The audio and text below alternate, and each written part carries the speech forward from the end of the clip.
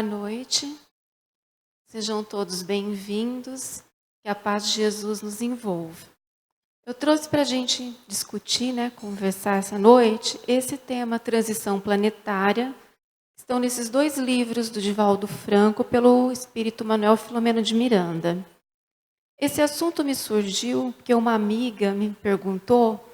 Ela estava assim tão angustiada com os acontecimentos de Brumadinho, todas aquelas questões de violência, de desastre que andam acontecendo no nosso país, que ela queria saber como é que fica, como é que não fica, e se é um momento de transição, o que é que nós podemos fazer de prático.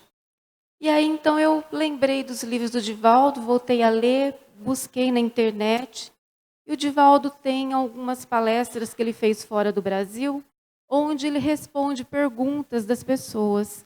E várias das perguntas que ela me fez, ele respondeu. Então, eu fiz uma coletânea de algumas e trouxe aqui para a gente ver. Então, vamos lá.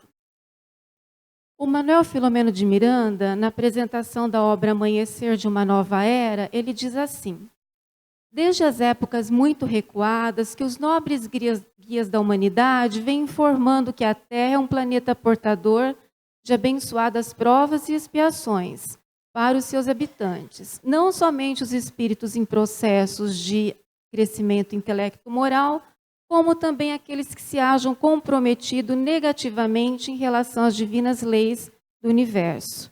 Então, o nosso planeta, nós sabemos, é um planeta escola, nós estamos todos aqui para aprender e colocar em prática tudo aquilo que nós aprendemos no plano espiritual. Reencarnamos e vamos colocar em prática os nossos projetos e os nossos aprendizados que nós tivemos lá quando estávamos na situação de espírito. E aqueles que se comprometeram de forma negativa com as divinas leis, também estão aqui entre nós. Mas vamos combinar que todos nós aqui, de uma forma ou de outra, infringimos essas divinas leis, Todos nós que estamos aqui. Então, e somos todos na condição de aprendizes. Essa fase de aflições, porém, teria um limite no tempo, no espaço, cedendo lugar a um período de renovação e de esperança, de paz e de bem-estar duradouros que antecipariam uma era de plenitude e de harmonia. Então, ele diz que a gente não vai ficar assim eternamente, tem um limite, E esse limite, ele já vem começando há muito tempo. Nós não podemos entender que assim, essa fase de transição começou, tem um limite aqui, daqui para lá é transição, daqui para cá é mundo de expiação e prova. Não. Essas coisas elas vão se permeando umas nas outras. Uns vão chegando, outros vão saindo, e assim vai se renovando. Como se a gente tivesse um copo cheio de água suja e a gente vai despejando água limpa. A água suja vai saindo aos poucos até ficar só a água limpa. Então, não é tudo de uma vez, é aos poucos. As ameaças de extinção da vida cedem lugar para que ocorra o desaparecimento do mal, dos instrumentos que ferem e causam danos, estimulando as novas atitudes e diferentes recursos para a sublimação. Porque muitas vezes as pessoas falam assim, mas e se houver uma terceira guerra mundial, não vai acabar com todo o planeta? Não vão dizimar a população? Como é que vai ser, Então ele diz que essas ameaças, elas com o tempo vão desaparecer. À medida que nós entendermos que nós somos todos irmãos, que nós não temos necessidade de destruirmos uns aos outros, podemos viver de forma fraternal, amparando uns aos outros. Mas esse aprendizado vem depois que nós experienciemos todo o mal, todo o sofrimento e toda a dor. Porque enquanto a gente não experiencia isso, nós não conseguimos entender quanto sofrimento o outro tem, quanta fome ele passou, quanta dor ele sentiu. A gente vê e sentir são coisas diferentes. Até o ponto de nós dizermos para nós mesmos, não quero mais sentir isso, não quero mais viver isso. E se eu não quero para mim, eu também não quero para o outro. E aí, então, a gente dá um grande salto na nossa evolução. De outras dimensões, espíritos nobres descem às sombras terrestres, atendendo ao apelo de Jesus, a fim de contribuir em benefício dos irmãos da retaguarda, no grande e decisivo momento em que poderão ascender com o amado planeta-mãe, a fim de serem fruídas as bênçãos da harmonia cósmica a todos os seus habitantes. Então, nós não estamos sozinhos nessa jornada. De outros planetas, de outro planeta, da constelação de Touro, se eu não me engano, estão vindo espíritos para nos auxiliar. Auxiliar em quê? Eles estão reencarnando aqui e vão nos auxiliar a aprender o amor, a caridade. Então, nós estamos vendo hoje algumas crianças que elas são extremamente amorosas, bondosas, generosas, fraternas, jovens, que se unem para defender a natureza, para defender os animais, para cuidar do planeta, para ajudar o outro, em coisas simples, viu, gente? Não são coisas grandes, não, né? Crianças que não querem mais comer carne, que são vegetarianas desde muito pequenininhas, e a gente fica insistindo, né? Então, muitos espíritos que estão vindo para nos ensinar, tá? Aí, o Divaldo também quer saber, assim, o pessoal também pergunta, né? Mas também tem aqui espíritos, que a gente não pode esquecer, que estão reencarnados e estão reencarnando, que ficaram muito tempo nos planos inferiores, no umbral.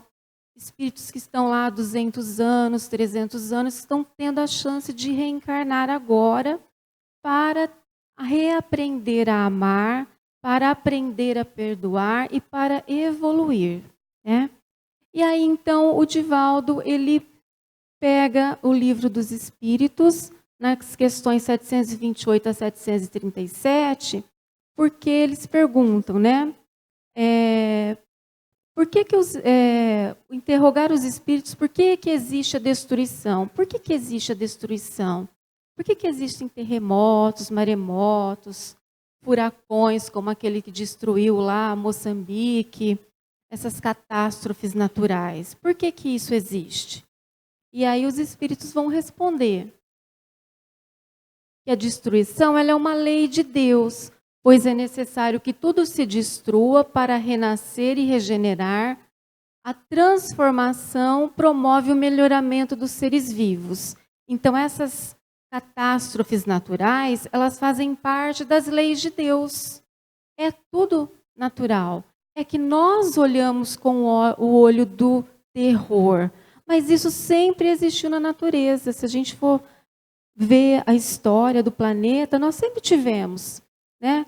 Vulcões, maremotos, terremotos, porque a gente sabe que o nosso planeta ele é vivo. Então, as camadas geológicas elas ainda estão se equilibrando, né? Então, os vulcões ainda estão ativos, então faz parte da lei natural. E isso é importante porque promove o melhoramento dos seres vivos, a evolução.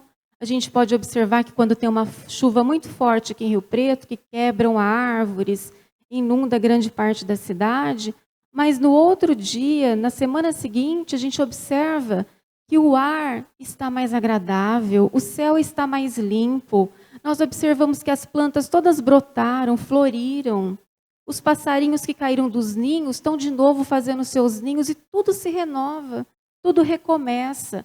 É um aprendizado, é uma evolução para nós, e não uma destruição, um fim.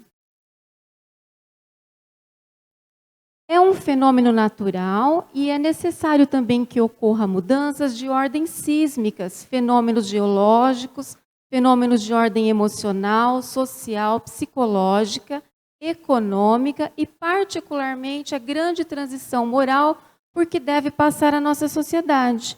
E aí nós vimos recentemente lá, ó, o vulcão lá em Orlando, né, Miami, se não me engano. Não, desculpa, no Havaí. Nós vimos os protestos na França, que ainda estão ocorrendo, e nós vemos um monte de protestos de crianças e jovens contra o bullying. E fora um monte de outros protestos que nós estamos vendo no nosso planeta, O negócio está borbulhando, né? Então, são os grandes fenômenos em todas as áreas que está promovendo a evolução, está tirando aquilo que é velho e o novo está começando a surgir. Isso é uma evolução, ela é necessária, porque nós adquirimos um grande conhecimento intelectual, mas nós não evoluímos moralmente ainda.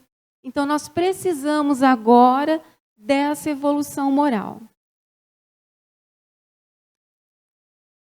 O inconsciente coletivo tem responsabilidade nas tragédias planetárias? Olha a pergunta que fizeram para ele. E aí? O inconsciente, todos nós aqui, a cidade de Rio Preto toda pensando, tem uma influencia nessas tragédias?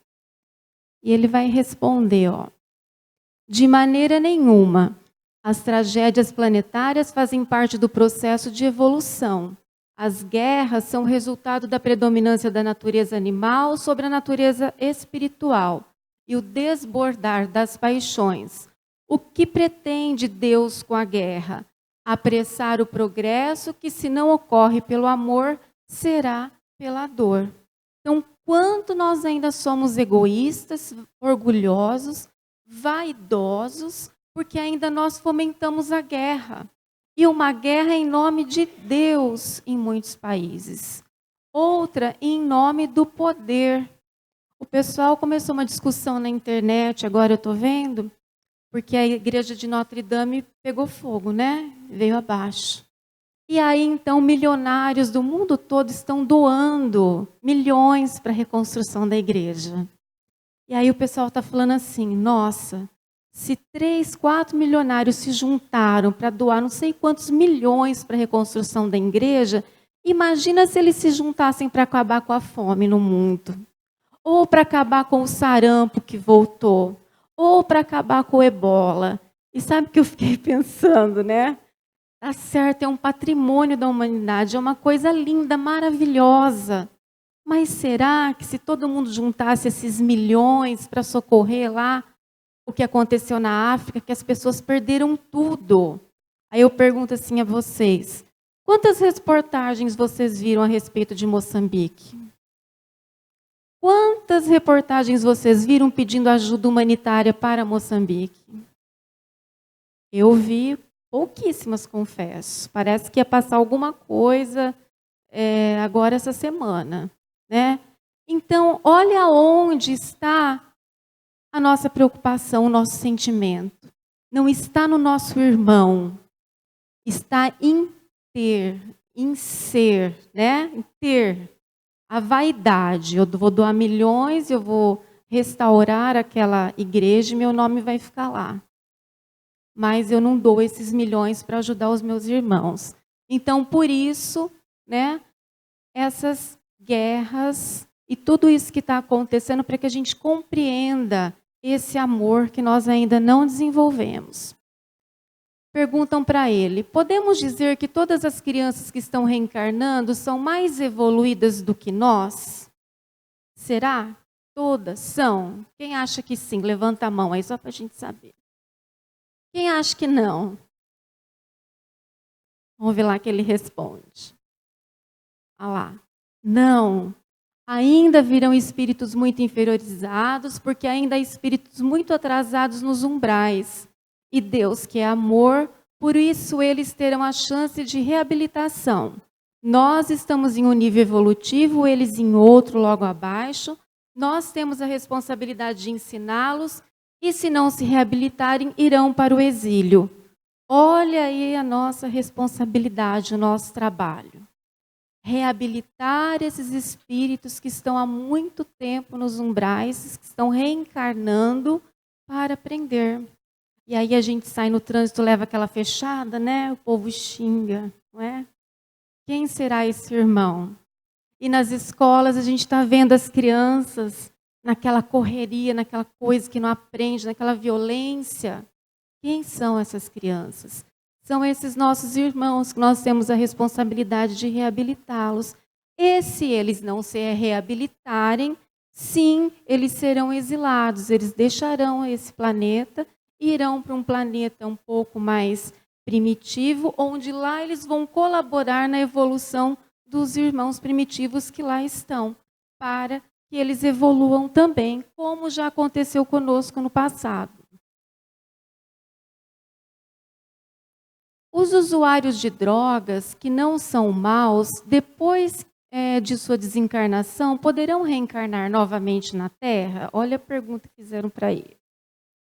Aí ele diz lá: sim, porque ninguém nasce usuário de drogas, temos a opção de usar ou não, e depois temos a opção de parar de usar e recomeçar.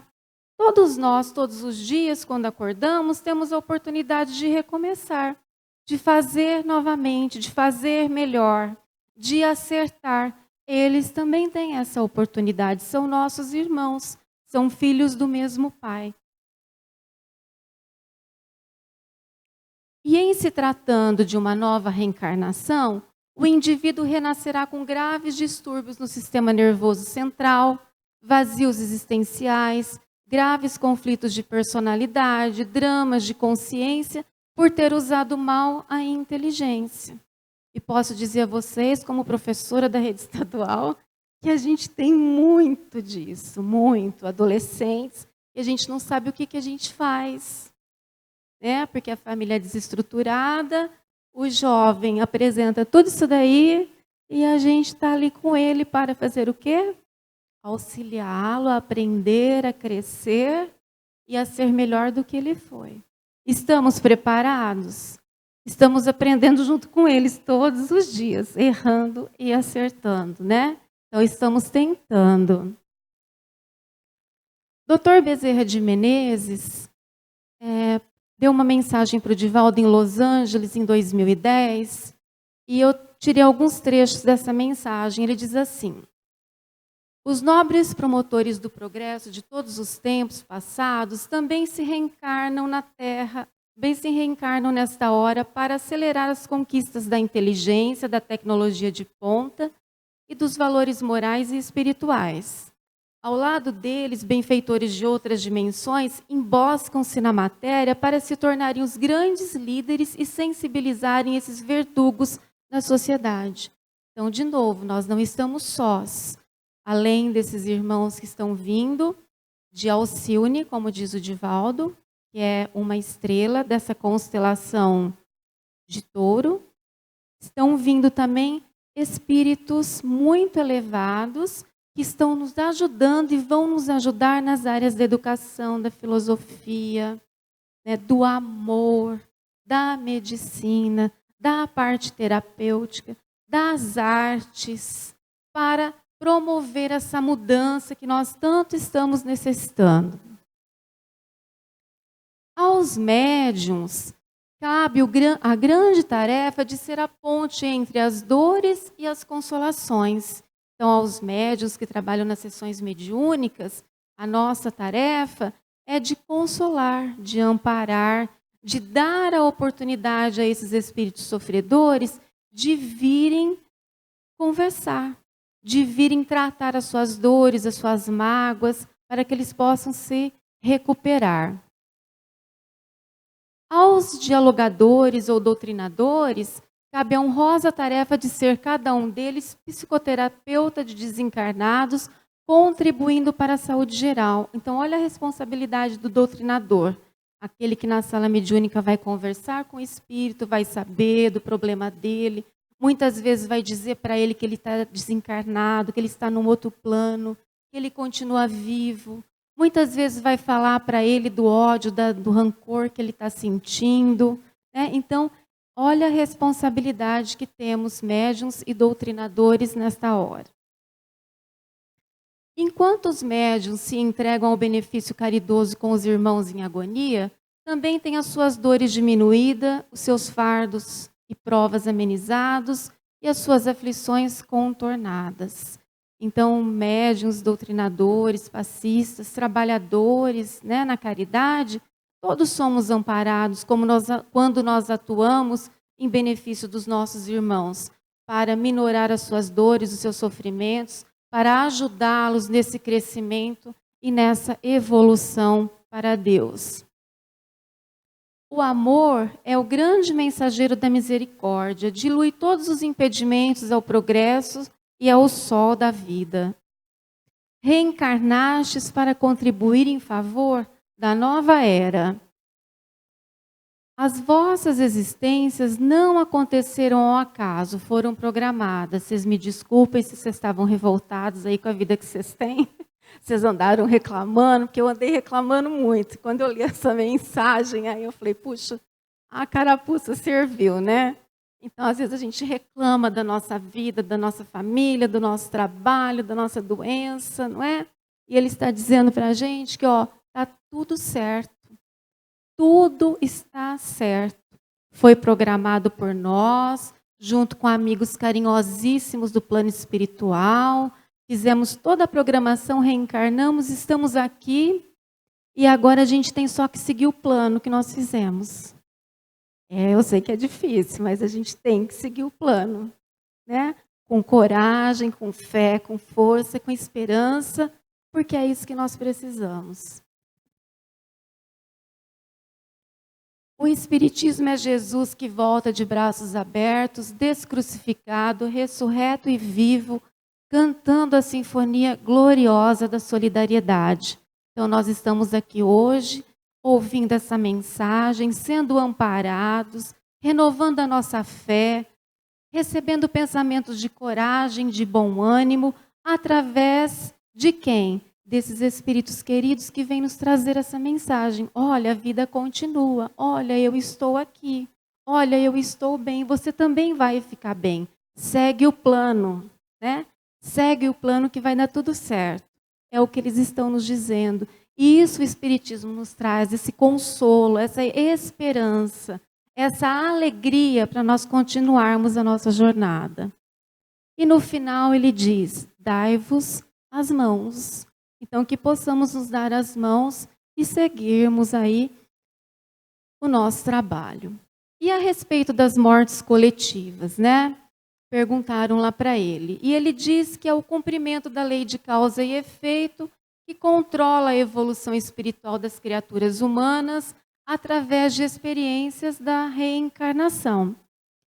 E o Chico Xavier, numa carta escrita pelo espírito José Roberto Stuck, em 1981, era um daqueles rapazes do acidente do ônibus de estudantes na ponte que ia... Não lembro lá aquele rio, gente? Isso. É um daqueles rapazes. Então, eu também peguei um trechinho da mensagem dessa carta, onde ele diz assim, ó. Milhões de pessoas estão passando pela desencarnação no tempo áureo da existência porque nos achamos numa fase de muitas mudanças na Terra. E aqueles espíritos retardatários em caminho, quando induzidos a considerar a extensão das próprias dívidas, aceitam a prova da desencarnação mais cedo do que o tempo razoável para a partida.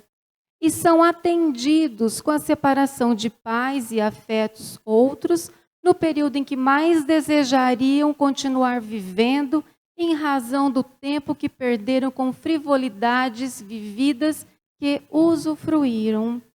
Então, quer dizer, nessa situação de mortes coletivas, às vezes o espírito pede, porque ele perdeu muito tempo, né, com frivolidades, e ele tem a oportunidade de dar um salto evolutivo. Mas também tem a lei de ação e reação. Algo que aconteceu no passado e que agora, junto com aqueles outros todos, eles vêm num processo de resgate. Mas como nós só conhecemos a vida presente, não sabemos o que aconteceu no passado, a gente fica meio, né, com essa sensação de vazio, do porquê, às vezes a revolta, que a gente não consegue compreender.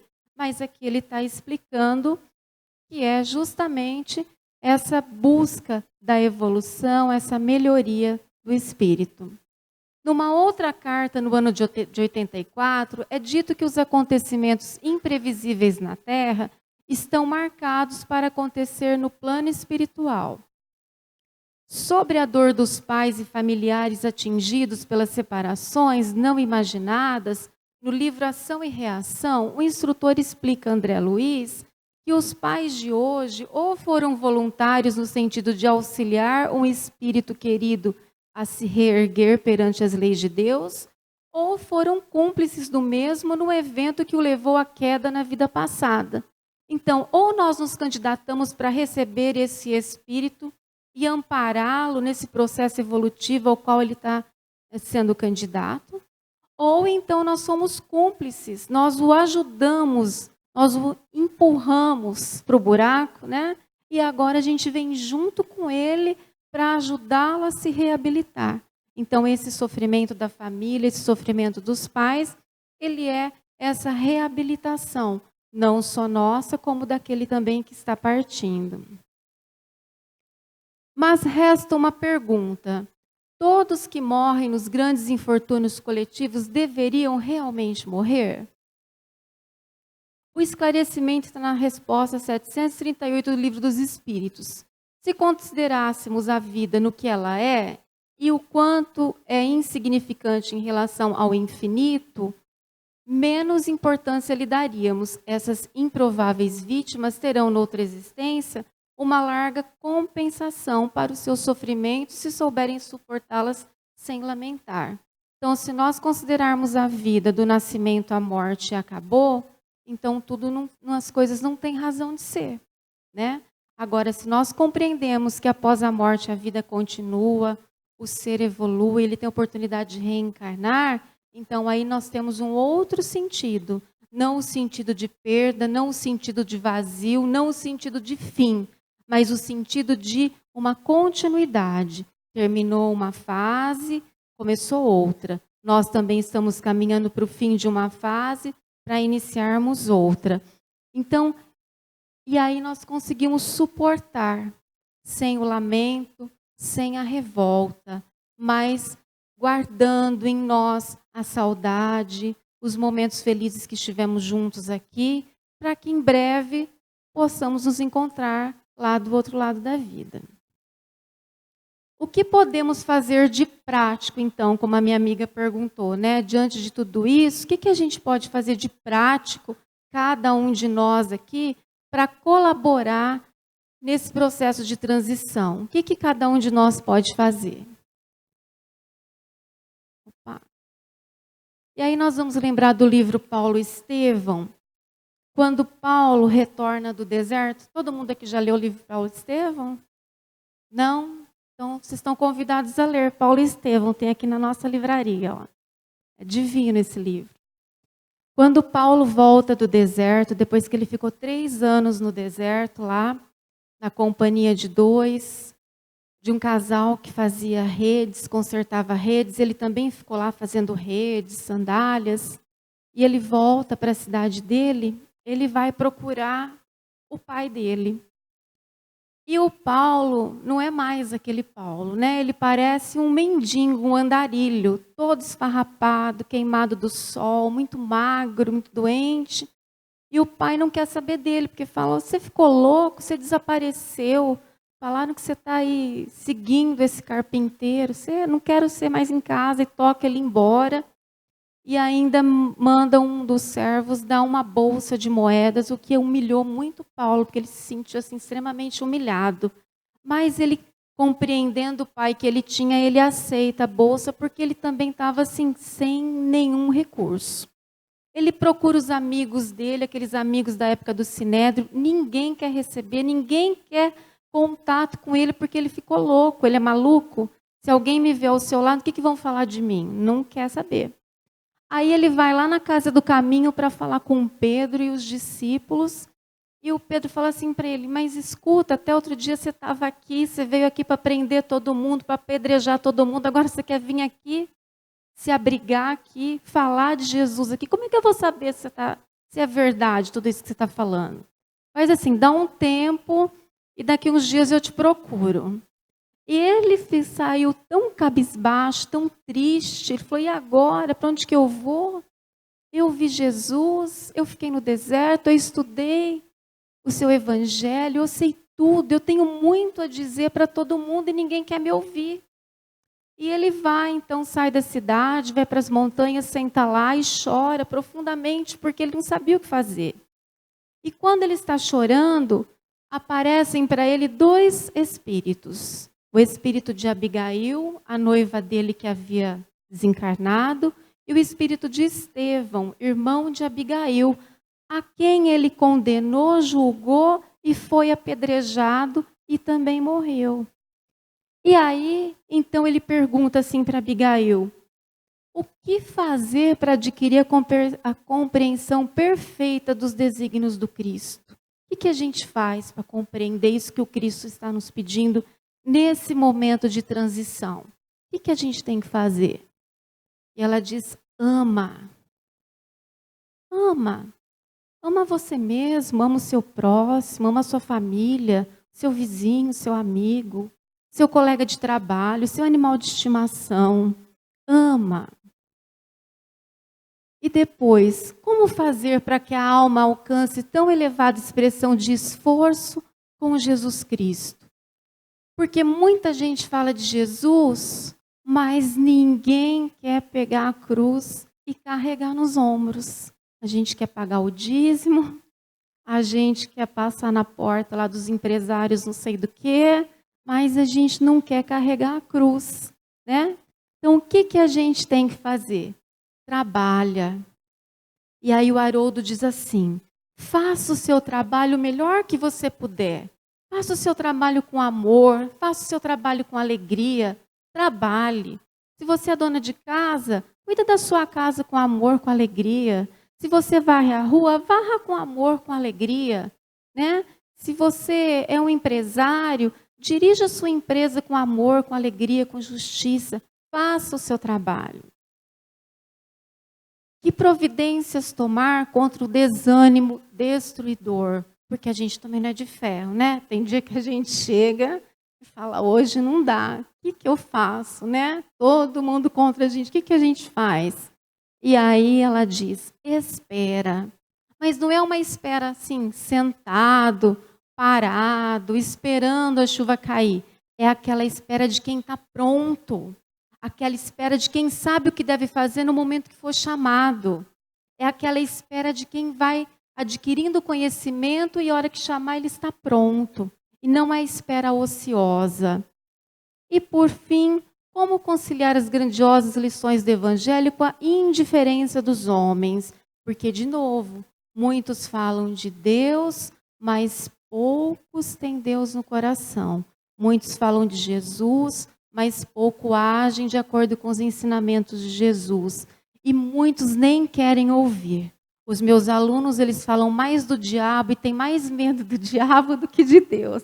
Eu não entendo como é que isso funciona, mas eles é assim. Eu fico pensando, gente, como assim, né? Eles não falam de Jesus, que é amor, eles não falam de Deus, que é o Pai, mas eles falam do diabo. Então, né, como conciliar essas lições que nós temos aqui na Casa Espírita, tudo isso que a gente vê sobre Jesus, sobre quem é Jesus, sobre o que ele fez e o que ele deixou, com tanta indiferença que nós estamos vendo nos dias de hoje. Perdoa. Perdoa a ignorância, né? A nossa ignorância. Ignorância no sentido de não conhecermos ainda, de não praticarmos aquilo que a gente já conhece. A ignorância do outro, que nem conhece ainda um pouco disso que a gente está discutindo aqui. Perdoa. Perdoa e espera, não ociosamente, mas espera pronto para que quando ele precisar a gente possa estender a mão de uma forma amorosa.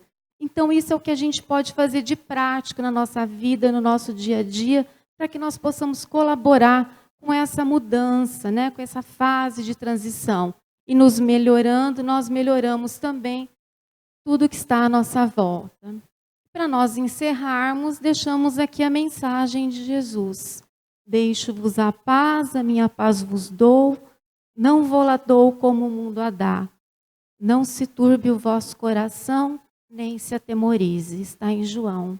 Então, que nós tenhamos coragem, alegria, para seguirmos a nossa vida, sabendo que nós podemos fazer para ajudar nesse momento que nós estamos passando.